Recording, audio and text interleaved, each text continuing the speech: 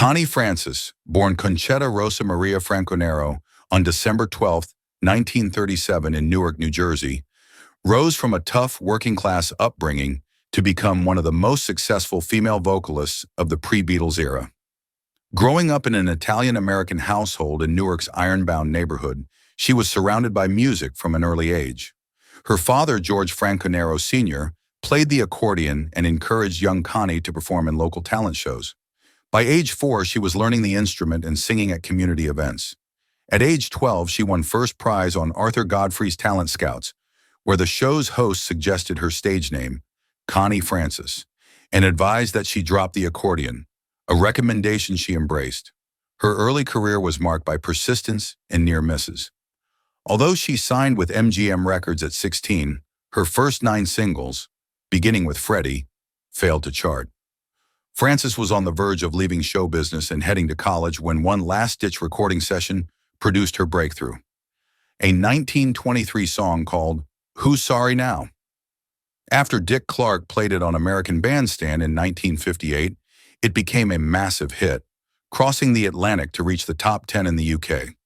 That single refocused her career and launched a string of chart successes that included Lipstick on Your Collar, Stupid Cupid, Everybody's Somebody's Fool, My Heart Has a Mind of Its Own, Don't Break the Heart That Loves You, and her signature song, Where the Boys Are.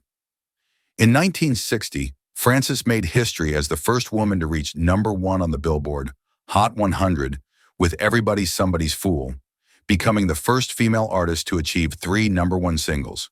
Between 1958 and 1964, she notched 35 top 40 hits and sold over 100 million records worldwide. In addition to her English hits, she recorded in multiple languages: Italian, Spanish, German, Japanese, Hebrew, Yiddish, and more, earning international stardom, especially in Germany and Japan. She even recorded a German version of Where the Boys Are, titled Atashi no, which found chart success in both Japan and the US. Francis also ventured into film, starring in musical comedies like Where the Boys Are, 1960, and Follow the Boys, 1963, further cementing her status as a pop culture icon.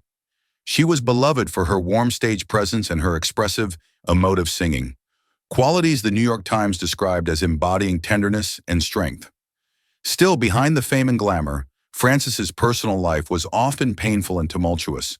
Her father, while a driving force in her career, also exhibited controlling behaviors, famously storming into a rehearsal with a gun to interrupt her romance with Bobby Darin. She married 4 times, briefly to Dick Canellis, then to Izzy Marion, Joe Garzilli, and Bob Parkinson. None of these relationships lasted, and Francis often lamented that her personal life is a regret from A to Z, highlighting in her 1984 memoir, Who's Sorry Now? How much control her father exerted over her life and career. Perhaps most traumatic was the brutal knife-point rape she suffered in 1974, which led to depression, voice loss, a lengthy hiatus from performing, and struggles with mental health. She publicly confronted her battle with bipolar disorder and even suicide attempts, surviving a coma in 1984.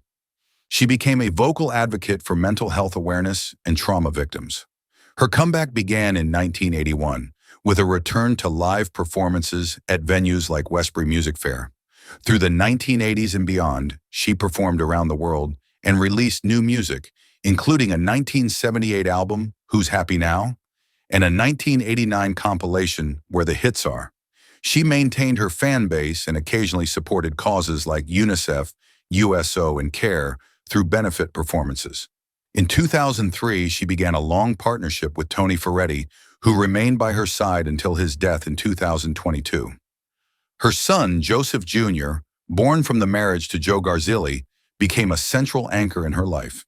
She officially retired from active music performance in 2018. Yet Connie Francis's story didn't end quietly.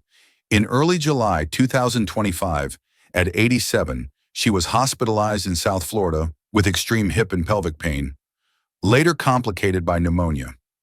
Despite promising updates on her recovery, she died on July 16, 2025, at Broward Health North in Pompano Beach, Florida. Her death was confirmed by her publicist, Ron Roberts, who announced the news on Facebook, noting that Connie would have wanted her fans to hear the news first. Her passing triggered an outpouring of grief and tributes. Broadway actress Gracie Lawrence, who portrays Francis in the musical Just in Time, honored her online, writing that Connie's voice and your resilience will absolutely be your legacy. Lawrence described the honor of portraying her as both spiritual and deeply connecting centuries of female musicianship to a new generation. In the weeks before her death, Francis's 1962 B-side, Pretty Little Baby, unexpectedly surged on TikTok and Spotify's global charts, sparking renewed interest in her music among younger audiences.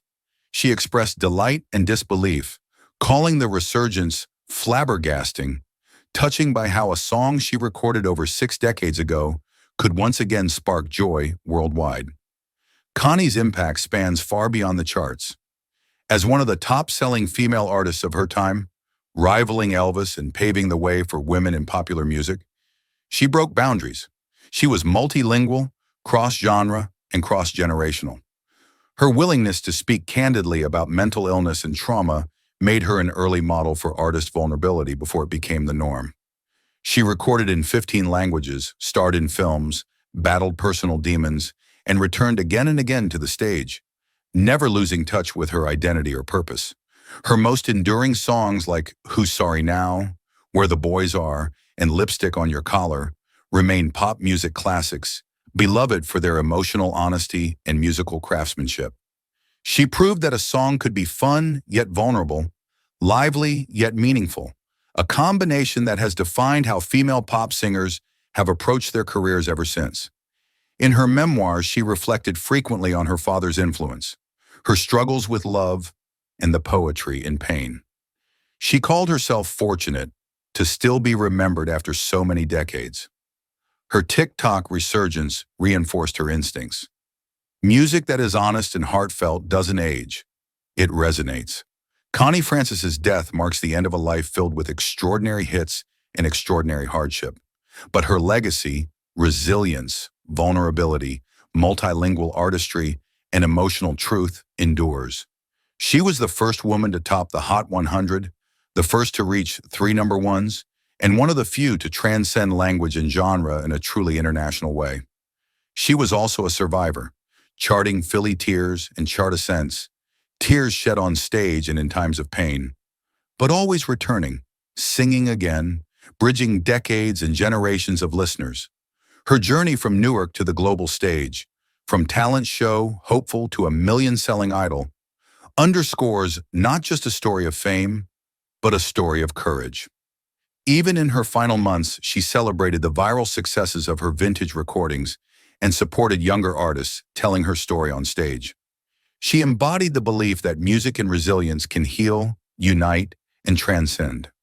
Connie Francis will be remembered as an icon of traditional pop who showed vulnerability as a strength, who sang in multiple tongues and hearts, and who, even in tragedy, chose harmony. Her songs remain part of music history, her life an instruction in grace and grit, and her legacy one of inspiration for future generations of singers who dare to speak their truth, even when it hurts. Her death at 87 closes a remarkable chapter, but her voice, resilience, and the emotional generosity she offered through song will continue to echo in listeners around the world, for now, forever.